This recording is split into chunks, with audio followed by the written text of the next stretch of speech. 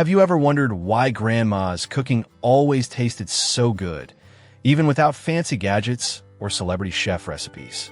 Her scrambled eggs were fluffier than anything you'd get at a restaurant. Her cakes released perfectly from the pan every single time. And somehow, she could make the cheapest cuts of meat taste like they came from an expensive steakhouse. The secret wasn't luck or magic. It was knowledge passed down through generations. Little tricks that made all the difference but never got written down in cookbooks. Today, we're uncovering 25 of Grandma's most genius cooking tricks, the ones that have been quietly disappearing from American kitchens. These aren't trendy internet hacks. These are time-tested techniques from an era when cooks actually understood their ingredients and couldn't just run to the store if something went wrong. Mayonnaise and scrambled eggs. It might sound unusual to some people, but if you want scrambled eggs that are legitimately restaurant quality, fluffy and creamy without being watery, Grandma would secretly add a spoonful of mayonnaise before cooking. This wasn't just a random experiment. It was understanding that fat is the absolute key to achieving perfect scrambled eggs, and mayonnaise is essentially a stable emulsion of eggs, oil, and a touch of acid. It wasn't just a convenient condiment sitting in the refrigerator during the 1970s. It was a perfect ready-made emulsifier that solved multiple problems at once. She'd whisk a full tablespoon of mayonnaise thoroughly into 2 or 3 eggs until the mixture was completely blended, forming a uniform golden mixture with no streaks of white or yellow visible. Then she'd cook them gently over low heat, stirring constantly with a rubber spatula, making absolutely sure not to overcook them, which causes eggs to become rubbery and dry. The fat in the mayonnaise helped create an incredibly smooth, almost custard-like texture and added a richer, more complex flavor than eggs alone could provide. At the same time, the gentle acid from the vinegar or lemon juice in the mayonnaise helped keep the egg proteins tender, preventing them from seizing up and becoming tough when exposed to the high heat of the pan. These days, most people prefer adding milk or heavy cream to their eggs to increase richness, and that works reasonably well. But in Grandma's time, mayonnaise was the golden key that elevated an everyday egg dish to something genuinely special, the kind of scrambled eggs that made weekend breakfast feel like an occasion rather than just another meal. Dusting cake pans with sugar. When baking, especially sweets like butter cookies or sponge cakes, grandmothers had a clever little trick to ensure the cake not only released easily from the pan, but also developed an attractive, beautiful outer crust that looked almost professional. Instead of the traditional method of dusting flour over the greased surface, which could leave a pale, pasty coating on the finished cake, she would use a thin layer of granulated white sugar. First, she would meticulously grease the entire cake pan with softened butter, vegetable oil, or even lard if that's what she had on hand, making sure every corner and crevice was thoroughly coated. Then, she'd add about 2 tablespoons of sugar to the pan and tilt it in all directions, letting the sugar roll around and coat every greased surface evenly. She'd tap the pan gently against the counter to shake out any excess sugar that didn't adhere, leaving only a thin, shimmering layer clinging to the sides and bottom. During the baking process in the oven, that sugar would slowly caramelize from the heat, creating a crispy, sweet, and glossy crust with a unique golden amber color on the outside of the cake, making it look much more professional and appealing than anything dusted with flour. This technique not only prevented the cake from sticking to the pan, which was always a risk with intricate shapes or delicate batters, but also added genuine depth of flavor to the cake's edge, which often tends to be the driest or most bland part. The outer sugar layer helped the cake achieve perfect moisture balance and textural contrast, especially for simple chocolate or vanilla cakes that might otherwise be one-dimensional. This technique has nearly disappeared with the advent of non-stick pans and commercial cooking sprays, leaving the signature crispy caramel crust of classic baked goods only in old, yellowed cookbooks and fading memories of church bake sales. Saving pasta water to thicken sauce. During the 1960s and 70s, Americans discovered their genuine love for Italian pasta dishes beyond just spaghetti and meatballs. And clever grandmothers who paid attention in the kitchen quickly realized that the water you cooked pasta in wasn't waste to be poured down the drain, but actually a valuable culinary treasure that could improve your entire dish. As the pasta cooks and moves around in the boiling water, starch molecules from the surface of the noodles escape and dissolve into the cooking water, gradually turning the water into a starchy, slightly cloudy, almost silky liquid. Instead of using flour, cornstarch, or heavy cream to thicken tomato sauce or carbonara sauce, which could change the flavor profile or make things too heavy, Grandma would scoop out a ladle or a full cup of this starchy pasta water and add it to the sauce toward the very end of the cooking process, right before combining everything. The dissolved starch in the pasta water acts as a natural thickener, giving the sauce exactly the desired smooth, clingy consistency without diluting or altering the main flavor you worked so hard to develop. More importantly, since this water already contains salt from when you salted the pasta pod, it enhances the overall salinity and flavor complexity of the sauce without requiring additional seasoning. This addition also creates a proper emulsification between the pasta and the sauce at a molecular level, ensuring that the sauce clings evenly to every single strand or piece of pasta, coating it thoroughly rather than sliding off and pooling at the bottom of the bowl, resulting in a truly perfect Italian dining experience.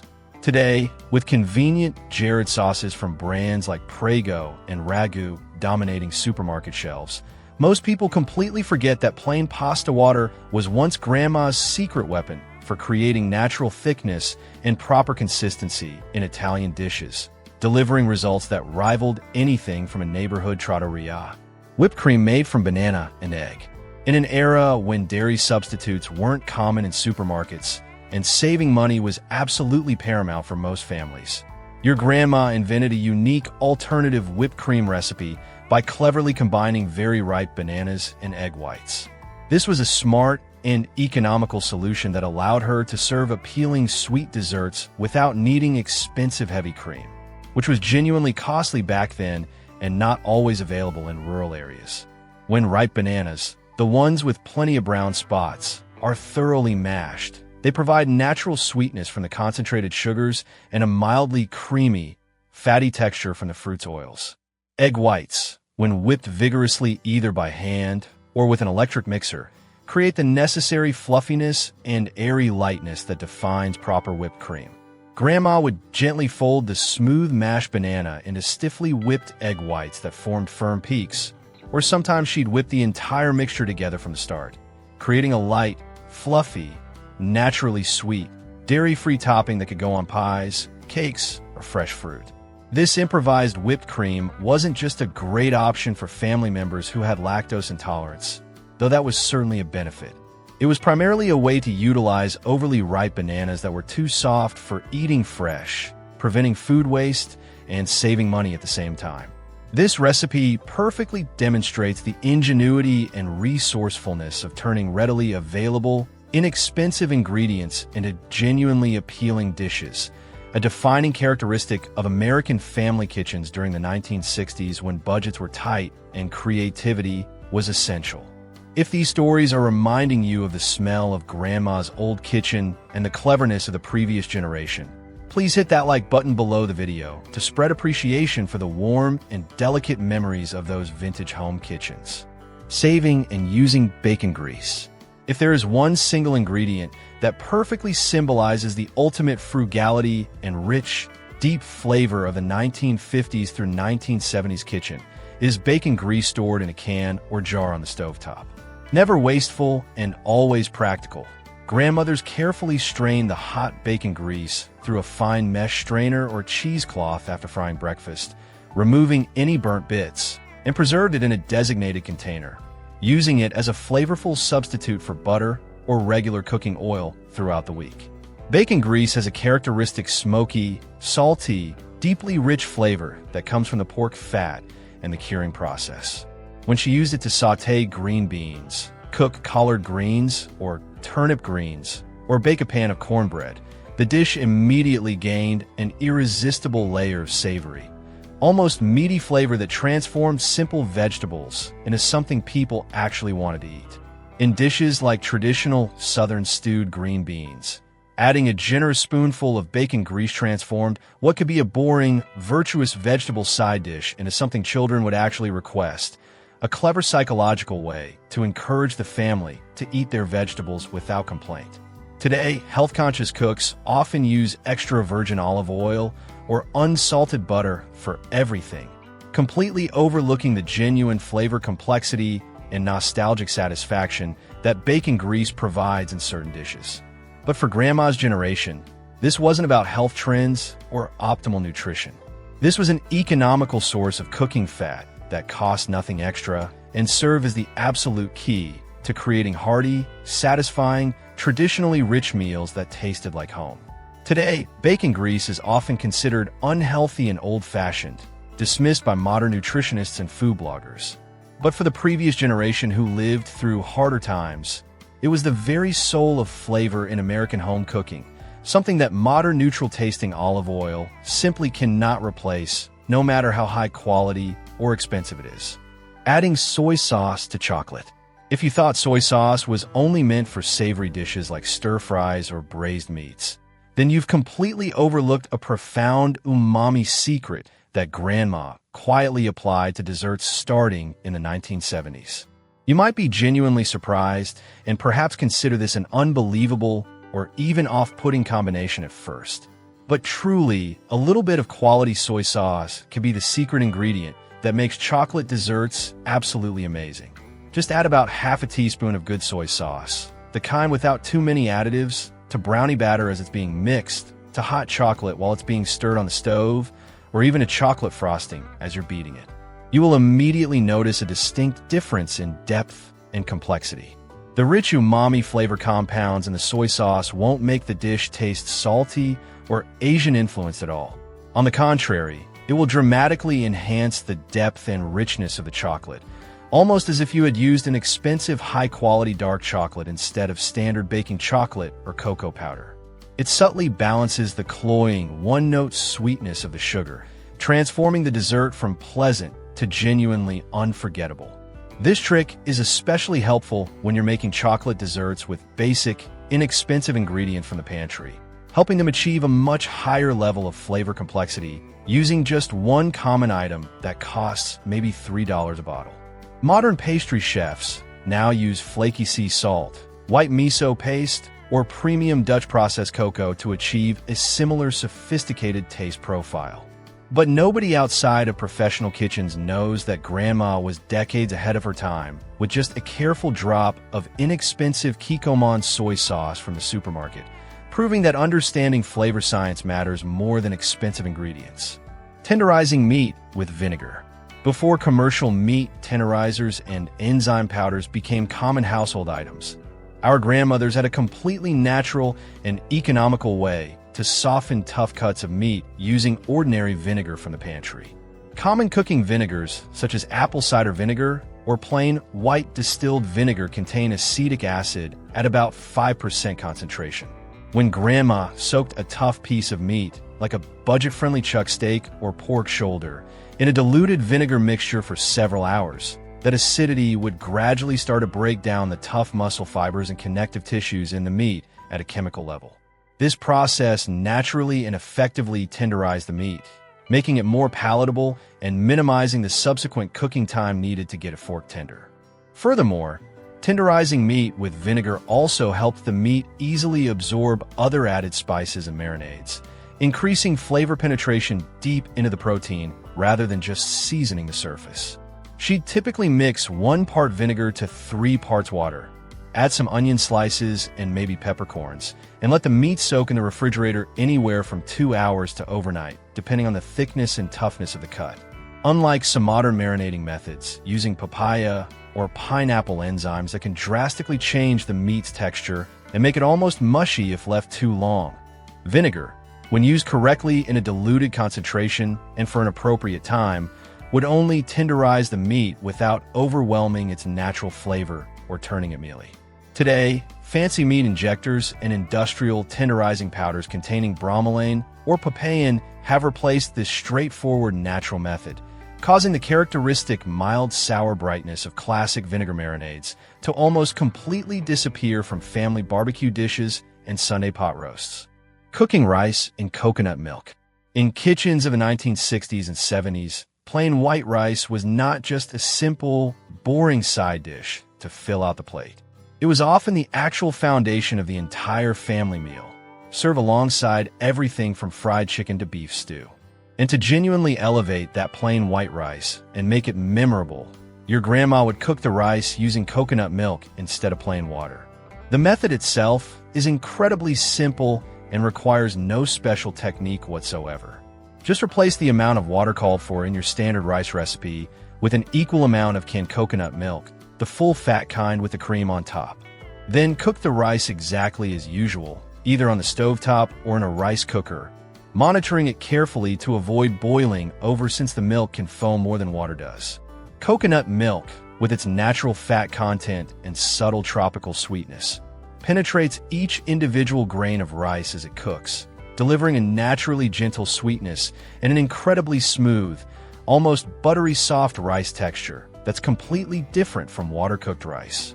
It creates the absolutely perfect foundation for tropical-inspired dishes, rich curries with complex spices, or heavily flavored stews where the sauce needs something creamy and slightly sweet to balance against, helping to temper and complement the main flavors of the meal and making the rice much more than just filler food.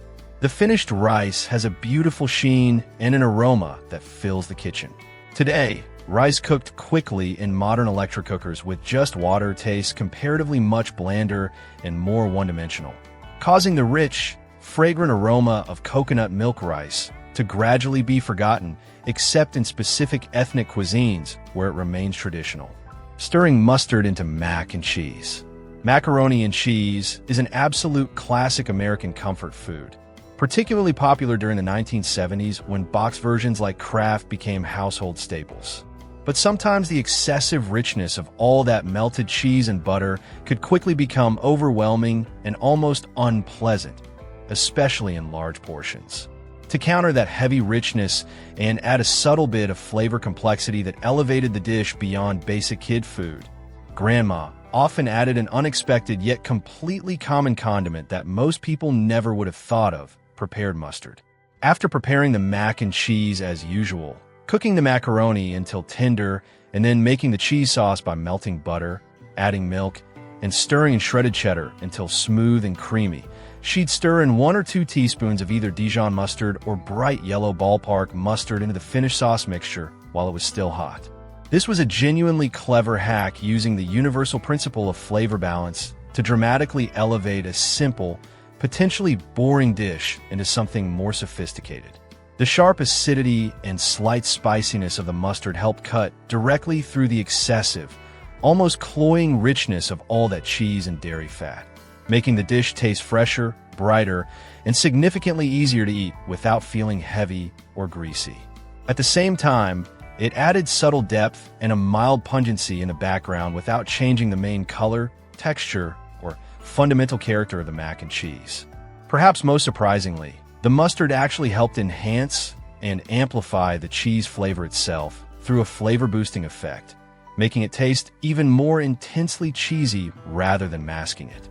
Today, convenient packaged versions with powdered cheese sauce have almost completely replaced lovingly homemade mac and cheese in most households, causing the mild, tangy brightness of mustard, once a delicate and essential highlight, to almost completely vanish from American family kitchens and weeknight dinner tables. Adding ice cubes to burger patties. In the 1970s, when backyard grilling became a central part of American suburban life, keeping your burger patties consistently juicy and flavorful rather than dry and disappointing was a real challenge, especially over hot charcoal or gas flames. Clever homemakers leveraged a simple change in temperature and moisture content to combat the natural tendency of ground meat to dry out and shrink when exposed to high heat. After mixing the ground beef with salt, pepper, and whatever seasonings the family preferred, your grandma would take a small ice cube directly from the freezer and place it right in the center of each raw patty as she was forming them by hand. Then she'd gently mold the meat around that ice cube so it was completely encased inside the patty, hidden from view, before placing them on a tray to take out to the grill. As the burgers cooked over the hot flames or coals, that ice cube would gradually melt from the internal heat, releasing its moisture deep inside the center of the meat rather than on the surface where it would just evaporate uselessly. This prevented the meat from drying out from the inside and kept the patty remarkably tender, juicy, and moist throughout, even when cooked all the way to well done for safety. As a result, the grilled burgers were always soft and succulent with that perfect juice in every bite quality, ensuring genuine restaurant quality results without needing complex fillers like breadcrumbs or expensive tenderizers that could affect the pure beef flavor. Today, burgers are often pre-formed and sold in supermarket packages, or made quickly on indoor grills that don't generate the same intense heat. So Grandma's ice cube moisture retention trick is hardly ever mentioned anymore in grilling guides or cooking shows, even though it remains remarkably effective. Potato salad mixed with pickle juice.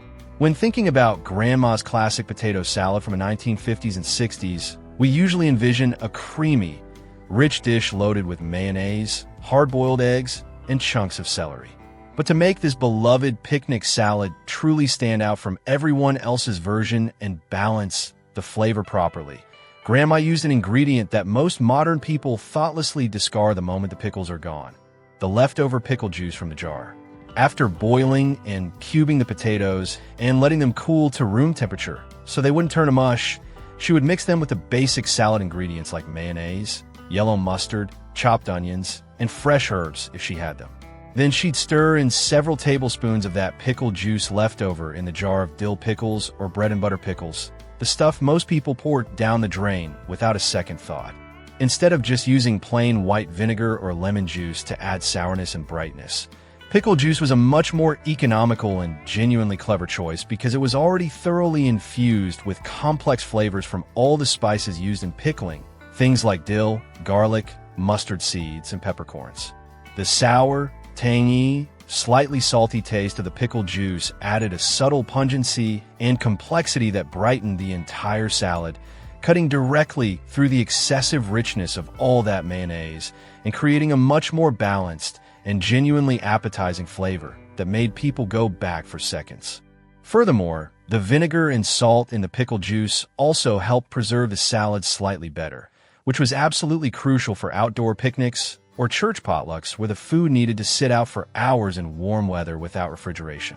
Today, health-conscious people worry excessively about sodium content and automatically avoid using flavorful ingredients like pickle juice, but consequently, modern potato salad often loses that original tangy, vibrant picnic spirit that made it such a beloved summer staple. Adding fish sauce to onion soup. Similar to how anchovies and soy sauce work as umami enhancers, fish sauce was also cleverly used by grandmothers as a rich, savory, deeply flavorful umami booster in stews and soups, especially in the famous French onion soup that became fashionable in American homes during the 1970s, helping deliver profound, complex flavor without requiring hours of simmering beef bones for homemade stock. As the thinly sliced onions are slowly caramelizing on the stovetop, a process that takes patience and constant stirring over medium-low heat for 30 or 40 minutes until they turn deep golden brown and sweet, she'd stir in 1 or 2 small teaspoons of Southeast Asian fish sauce, the kind sold in small bottles in the international aisle, and allow it to blend completely with the sweet, concentrated flavor of the properly cooked onions. The fish sauce would tremendously and dramatically enhance the savory, meaty notes of the onion soup without contributing any fishiness whatsoever, which might sound impossible, but is absolutely true. It simply created a richer, more complex, deeply satisfying flavor profile that made it genuinely difficult for diners to identify or pinpoint this secret ingredient, even if they were experienced cooks themselves. In fact, fish sauce is a naturally fermented sauce, traditionally made from anchovies or other small fish, that's incredibly rich in naturally occurring glutamate, the same compound that's responsible for the umami taste sensation, and it's capable of intensely stimulating and satisfying that savory taste receptor on your tongue. Later, as modern recipes increasingly relied on artificial seasoning powders, bouillon cubes, or mass-produced ready-made broths full of MSG and other additives, the cleverness and elegance of utilizing fish sauce, a pure symbol of natural fermented cuisine that humans have made for thousands of years, gradually disappeared from mainstream American cooking and took with it an understanding of how to build genuine depth of flavor. Adding grated zucchini to cake batter. When zucchini plants in the backyard garden were producing abundantly in summer, as they always did with almost aggressive enthusiasm, the vegetables were often incredibly plentiful and needed to be utilized creatively before they grew too large or went to waste.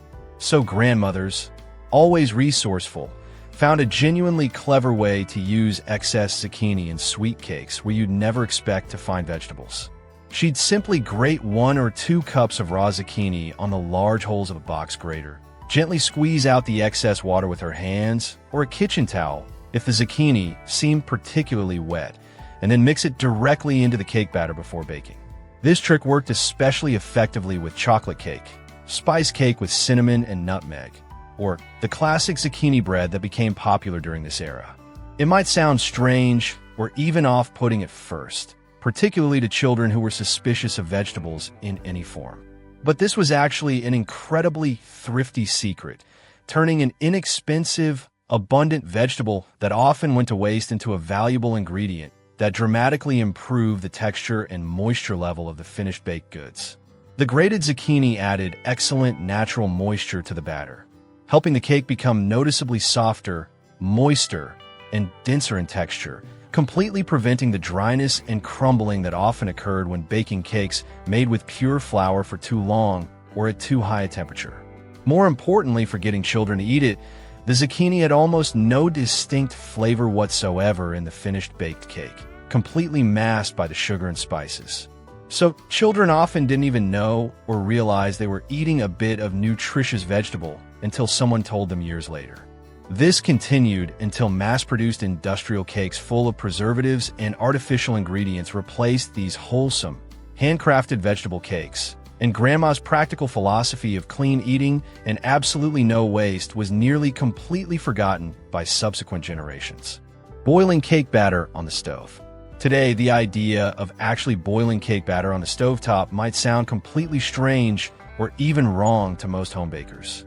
But for resourceful grandmothers in the 1950s through 70s, this was genuinely a clever trick to save both time and energy, especially useful for avoiding overheating the entire kitchen in the summer, when running the oven for an hour wasn't always the optimal or most comfortable choice. This technique usually started by heating butter, water, granulated sugar, and unsweetened cocoa powder together in a large saucepan on the stove until the entire mixture came to a rolling boil, creating a dark, glossy liquid. Then the pan was immediately removed from the heat, and all-purpose flour, beaten eggs, and other dry ingredients like baking soda and vanilla extract were quickly stirred directly into that hot mixture to form a smooth, glossy, slightly thin batter. The stovetop heating process allowed all the flavors to blend more deeply and completely, creating a batter that didn't require a complicated stand mixer or multiple bowls to achieve proper consistency. The result was reliable sheet cakes with a moist, dense, fudgy texture that fell somewhere between pure fudge and traditional sponge cake, absolutely perfect for casual family desserts. This was an economical and genuinely effective solution, proving Grandma's intelligence and adaptability in creating delicious, satisfying desserts that were perfect for cutting into generous squares and wrapping in wax paper for school lunches or afternoon snacks. The stovetop method also meant she could make a cake even during power outages, using just a camp stove or gas burner.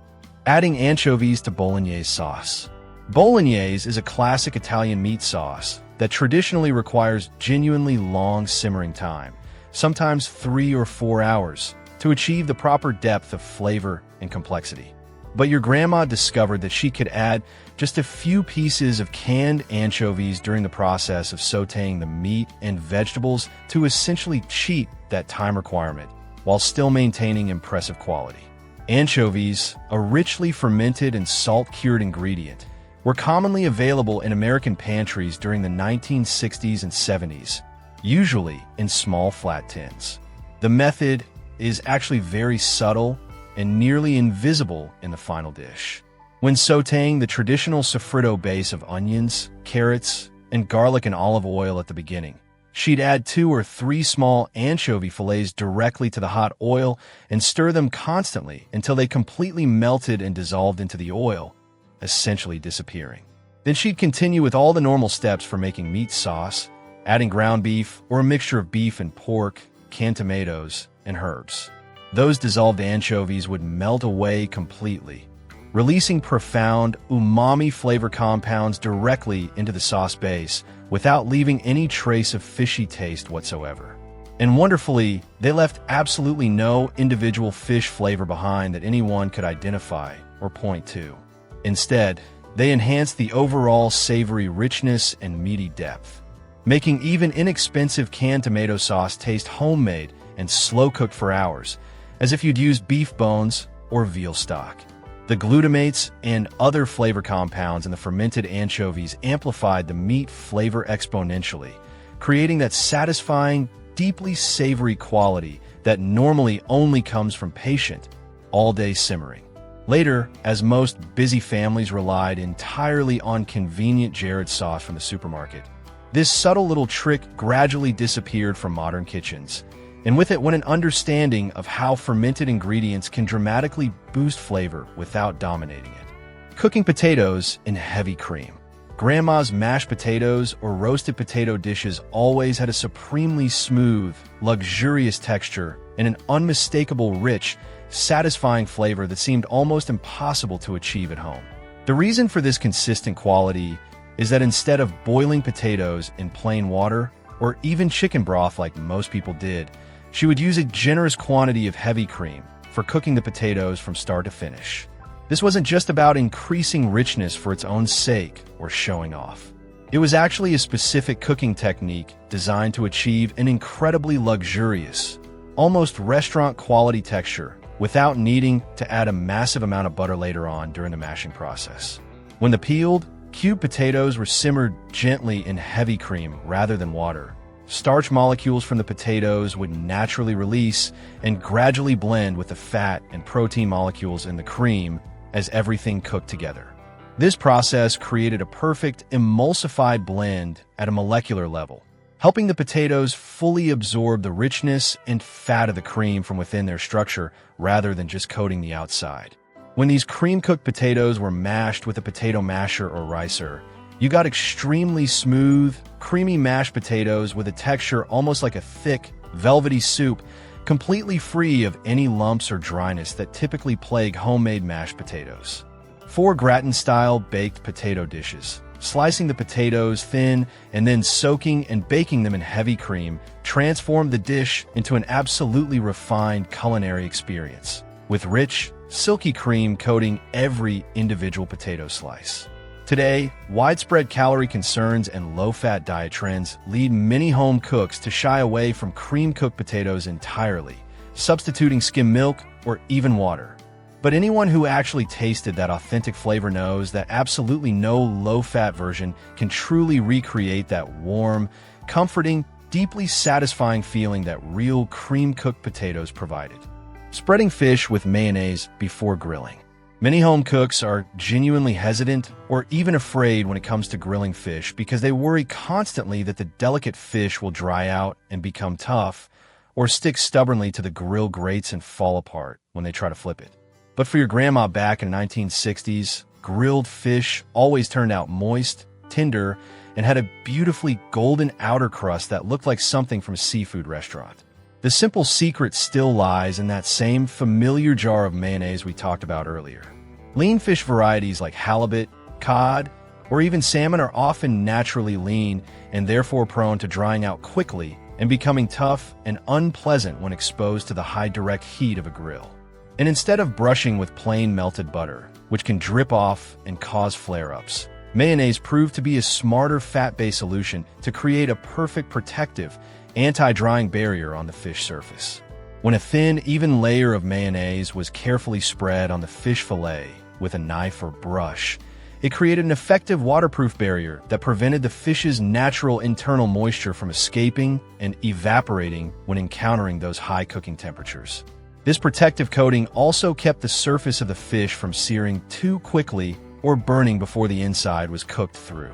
More importantly, from a flavor and appearance standpoint, the high fat content in the mayonnaise helped the fish achieve a beautiful, appetizing golden brown color and created a slightly crisp outer layer without requiring a large amount of additional oil that would drip into the fire.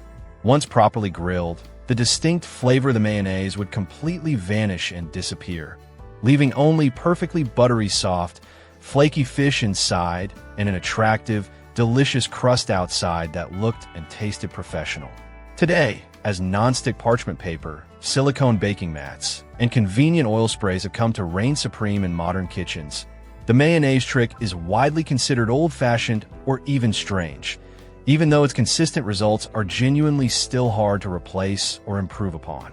Soaking raw onions in cold water.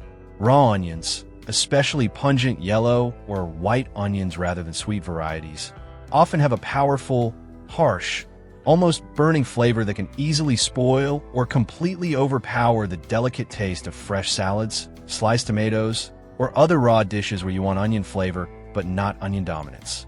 To significantly temper this unpleasant sharpness and make the onions palatable for people who normally avoided them, your grandma would slice the onions into thin rings or half moons, and then soak them in a large bowl of very cold water or ice water for about 10 to 15 minutes before using them in the recipe. Afterward, she'd drain them thoroughly in a colander and pat them completely dry with paper towels or a clean kitchen cloth, since wet onions would water down salad dressings. The cold water treatment helped draw out and dilute the volatile sulfur compounds that cause intense eye irritation when cutting onions, and that sharp, aggressive pungency that makes raw onions so challenging for many people to eat. The onions retain their excellent crisp, crunchy texture and natural sweet, sharp flavor profile, but with the harsh, almost painful bite significantly subdued and softened. With that aggressive sharpness reduced to a manageable level, the onions became much easier and more pleasant to eat in fresh salads, on hamburgers, and in traditional picnic dishes without overwhelming everything else on the plate. This simple soaking technique not only dramatically improved the flavor balance of the finished dish, but also reduced the teary agony for the cook during the preparation process, since the sulfur compounds were partially removed. Nowadays, specially hybridized sweet onion varieties like Vidalia, Walla Walla, and Maui onions mean that most people no longer need this water-soaking trick at all. But that also means traditionally prepared salads have lost their characteristic delicate, properly balanced, mild onion flavor that complemented rather than competed. Using baking powder on chicken skin. To achieve that perfectly crispy, golden brown roasted chicken skin without needing a commercial dehydrator or complicated multi-day techniques involving air drying in the refrigerator, grandmothers used a simple yet genuinely effective chemical hack involving ordinary baking powder from the pantry. Baking powder was an absolute staple ingredient in kitchens back then, primarily used for making biscuits rise, but it's also capable of absorbing surface moisture and changing pH levels on proteins.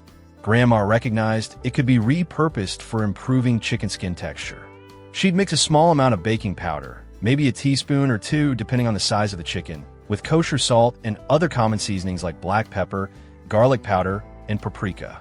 Then she'd rub this dry mixture thoroughly and evenly over the entire surface of the raw chicken skin, both breast and legs, before roasting in the oven or cooking on a grill, making sure to get into all the crevices. The baking soda component in the baking powder helped absorb excess moisture from the chicken skin, creating the necessary dry environment on the surface that's essential for achieving true crispiness rather than steamed, rubbery skin. At the same time, it raised the pH of the skin slightly, which helps proteins break down faster when cooked at high temperatures, creating tiny air bubbles and pockets on the skin surface that help it puff up and become shatteringly crisp with an audible crunch. The finished chicken achieved the absolutely perfect balance between incredibly juicy, tender meat inside and a gorgeous golden brown, crispy skin layer outside that crackled when you bit into it, looking nothing short of a culinary artwork worthy of a magazine cover.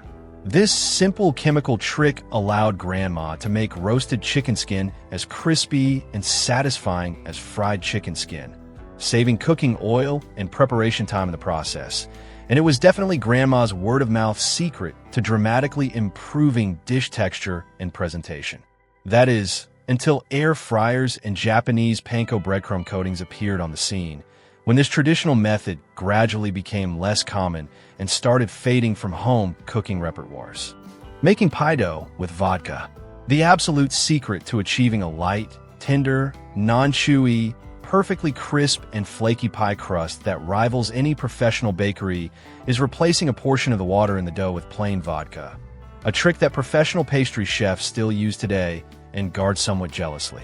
This trick is definitely not about adding any kind of alcoholic flavor to your dessert pie, which would be completely inappropriate and unpleasant. Instead, it's a clever scientific maneuver designed to control gluten development, which is the enemy of tender, flaky pie crust. First, you'd mix the pie dough exactly as usual, combining cold cube butter with all-purpose flour and a pinch of salt using a pastry cutter or your fingertips. But here's where it changes. Replace approximately half the cold water called for in the recipe with an equal amount of cold vodka straight from the freezer. Then knead or work the dough quickly and gently, handling it as little as possible to avoid developing toughness. Vodka has two distinct and superior advantages over using water alone. First, because vodka is 40% alcohol and only 60% water, it moistens and hydrates the flour enough to form a cohesive dough without activating and developing gluten, that tough, elastic protein network, nearly as strongly as pure water would, helping the crust maintain its delicate tenderness. Second, and perhaps even more importantly, the alcohol component in the vodka will completely evaporate during the baking process in the hot oven, leaving behind tiny gaps and air pockets throughout the dough structure, which helps the finished crust remain remarkably soft, flaky, and perfectly layered with an ideal texture, never dense, tough, or chewy like crusts made with too much water. A perfect golden pie crust was the ultimate pride and hallmark of any accomplished grandmother, something that earned genuine respect in the community. And this clever kitchen chemistry trick helped 1970s homemakers create genuinely professional quality pie crusts easily and reliably, saving kneading time and guaranteeing consistent results every single time without the years of practice that pie making traditionally required. Adding peanut butter to muffin tins. Grandma's muffins, whether they were blueberry, bran, or simple corn muffins, always had a delightful surprise waiting in the middle when you bit into them. A core of soft, melted, creamy filling wrapped protectively inside a fluffy, tender cake layer. And she used ordinary peanut butter from the pantry to create that special difference that made her muffins memorable. After thoroughly greasing each cup of the muffin tin with butter or shortening, or lining them with paper liners, she would carefully place a small teaspoon, maybe half a tablespoon, of creamy peanut butter into the very bottom of each tin, right in the center. Instead of mixing the peanut butter directly into the muffin batter itself, which would just disperse it throughout, she kept it separate. Then she poured the prepared muffin batter over that dollop of peanut butter, filling each tin about 2/3 full, as usual to allow room for rising. When the muffins were baked in the hot oven, the peanut butter would gently and slowly melt from the heat and naturally sink slightly toward the bottom of the tin due to its weight and density, forming a soft, creamy, rich, nutty filling layer underneath the baked cake portion. This clever method helped keep the peanut butter from drying out and hardening as it absolutely would if it had been mixed directly into the batter and exposed to dry oven heat, ensuring the filling stayed moist and luscious rather than becoming stiff or chalky. This simple hack not only added tremendous appeal and excitement to otherwise ordinary muffins, making them feel special rather than everyday, but it was also a simple, accessible way to transform a basic, plain dish into a more interesting and exciting experience for children, a small but genuinely meaningful piece of creativity and care in the family kitchen that showed love through food. Stirring egg yolk into mashed potatoes. If your homemade mashed potatoes consistently tend to be disappointingly dry, bland, or unpleasantly grainy in texture, lacking the desired creamy, smooth, almost buttery consistency that makes mashed potatoes genuinely craveable, Grandma would dramatically enrich them by adding a single fresh egg yolk at the end. This trick is actually a classic French technique designed to enhance richness and improve texture simultaneously, and it's especially useful when you don't want to waste too much expensive butter or heavy cream, which are costly ingredients that needed to be used sparingly in budget-conscious households. After mashing the boiled, drain potatoes thoroughly with a potato masher until reasonably smooth, she would quickly mix in 1 fresh egg yolk while the potatoes were still steaming hot from the pot, stirring very rapidly and energetically with a wooden spoon to ensure the yolk was completely and evenly incorporated throughout the entire batch of hot potato, without cooking into scrambled bits. The egg yolk, naturally rich in fat and containing powerful natural emulsifiers called lecithins, dramatically increases the thickness and body while helping bind all the potatoes together at a molecular level, creating a much smoother, more luxurious, almost silky creamy texture with a richness that tastes as if you'd added a full stick of butter and a cup of heavy cream. The residual heat from the just-cooked potatoes gently pasteurizes the raw yolk, allowing it to act as a natural thickening agent and emulsifier without causing any unpleasant eggy smell or flavor that you might worry about. Today, with instant mashed potato flakes and microwave-ready sides, meaning most people rarely make mashed potatoes from scratch anymore, this delicate and genuinely effective technique is rarely practiced or taught, even though it was once the well-known secret to making everyday dinner taste like an expensive restaurant meal that warranted setting out the good china. Making buttermilk substitute with vinegar. Buttermilk is an absolutely essential ingredient for making perfectly fluffy biscuits, moist cornbread, and tender pancakes with that characteristic slight tang. But in 1950s through 70s, real buttermilk wasn't always readily available at the local grocery store, especially in rural areas far from dairy processors where fresh dairy distribution was limited or unreliable. To make an effective buttermilk substitute at home using ingredients already in the kitchen, resourceful homemakers would mix exactly 1 tablespoon of white vinegar or apple cider vinegar in a 1 cup of regular fresh whole milk. Then they'd let the mixture sit undisturbed on the counter for about 5 to 10 minutes to allow the chemical reaction to complete.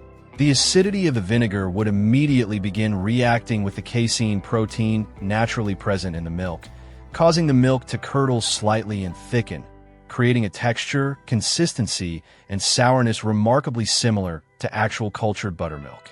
This homemade substitute worked just as effectively as real buttermilk in virtually all baking recipes, providing the necessary acidity to activate baking powder or baking soda, those chemical leavening agents that help baked goods rise properly and become fluffy and light rather than dense and flat. The acid-milk reaction creates carbon dioxide bubbles when combined with alkaline baking soda, causing dramatic rise and creating that tender, delicate crumb structure everyone wants. This simple method saved Grandma an extra trip to the store, which was no small consideration when stores might be miles away and gas was a budgeted expense, and it ensured that traditional family baking recipes wouldn't fail or have to be abandoned just because one specialty ingredient was missing. It was an absolutely brilliant and genuinely cost-effective ingredient substitution technique that demonstrated problem-solving skills and chemical knowledge, even if Grandma wouldn't have called it chemistry. Adding salt to coffee. Coffee can be an absolutely essential drink to start the day for many people, providing that necessary caffeine boost and comforting morning ritual. But sometimes the brewed coffee, unfortunately, has an unpleasant sharp bitterness, especially when using coffee that has been roasted and ground for a long time and has gone slightly stale, or when the brewing temperature is too high. Instead of automatically adding sugar or milk to mask and cover up that bitterness, which changes the fundamental character of the coffee, your grandma would add just a tiny pinch of salt, maybe 1/8 of a teaspoon for an entire pot. It sounds completely counterintuitive and even wrong at first, like it would make coffee taste like seawater. But in reality, it works beautifully based on the scientific mechanism of taste balance and how our taste receptors function. Salt, or more specifically sodium chloride at the molecular level, not only enhances and amplifies sweetness perception, which is why even desserts contain a pinch, but also has the remarkable ability to actually decrease and suppress our tongue's perception of bitterness through blocking certain taste receptors. when Grandma added that very small, carefully measured pinch of salt to the ground coffee before brewing, or sometimes sprinkled just a few grains of salt into the finished brewed coffee before serving. The salt would neutralize and block some of the harsh bitter compounds, the ones that make your face scrunch up unpleasantly. The result was noticeably smoother, more balanced, genuinely more pleasant coffee flavor, allowing the subtle aromatic notes and natural sweetness of the coffee itself to be expressed more clearly and enjoyed rather than buried under harsh bitterness. This was an economical and genuinely effective secret technique, helping Grandma turn inexpensive or admittedly lower quality supermarket coffee into a more palatable, actually enjoyable cup that people would want to drink. However, with numerous modern coffee makers with precise temperature controls and premium, freshly roasted beans from specialty roasters becoming standard, that small but effective salt trick has gradually been forgotten and dismissed as old-fashioned or unnecessary. Making pancakes from leftover mashed potatoes. In the absolute no-waste mindset of the 1950s through 1970 generation, people who had lived through the Depression and wartime rationing, leftovers were definitely not something to throw carelessly away or feed to the dog. They were viewed as a valuable opportunity for creating a creative new dish the next day that was just as good as the original.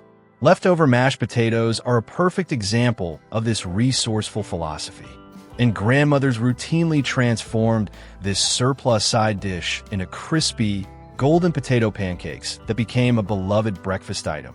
Cooled leftover mashed potatoes from last night's dinner were mixed with all-purpose flour, beaten eggs, and often leftover sautéed onion or shredded cheese if she had them, forming a thick, sticky batter that held together when shaped. This mixture was then carefully shaped into flat, round patties about half an inch thick and 3 or 4 inches across, and quickly fried in a generous amount of bacon grease or butter in a cast iron skillet over medium-high heat until deeply golden.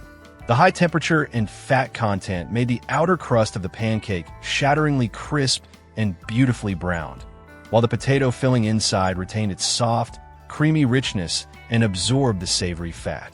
This potato pancake dish was usually served piping hot as a satisfying side dish alongside eggs and bacon, or as a quick, filling breakfast on its own, demonstrating Grandma's cleverness and ingenuity in recycling ingredients and maximizing the value of absolutely every ingredient that entered her kitchen. It wasn't just a dish or a recipe. It was actually a fundamental lesson in frugality, resourcefulness, and genuine creativity in the kitchen that defined that entire generation's approach to cooking and life. Those are the 25 genius tricks that made Grandma's cooking absolutely legendary in her time. These weren't complicated techniques requiring culinary school training or exotic ingredients from specialty stores. They were simple bits of accumulated kitchen wisdom that came from truly understanding food at a fundamental level, from cooking every single day out of necessity rather than entertainment, and from living in a time when wasting anything wasn't an option. It was almost unthinkable. These tricks represent a lost kitchen knowledge that's been replaced by convenience products and modern appliances, but the principles behind them remain sound and valuable. Which of these tricks do you remember from your own grandmother's kitchen? Are there any you still use today, or ones you'd like to try? Drop a comment below and let me know which ones brought back memories or surprised you the most. If you genuinely enjoyed learning about these forgotten techniques and want to preserve this kind of knowledge, make sure to hit that like button and subscribe to the channel so you don't miss more cooking wisdom from the past. And if you want to continue this nostalgic journey, watch my next video where I explore 30 Depression-era recipes that could actually save you money today, where you'll discover complete meals our grandparents made during the hardest economic times that are still practical and delicious. Thanks so much for watching, and happy cooking!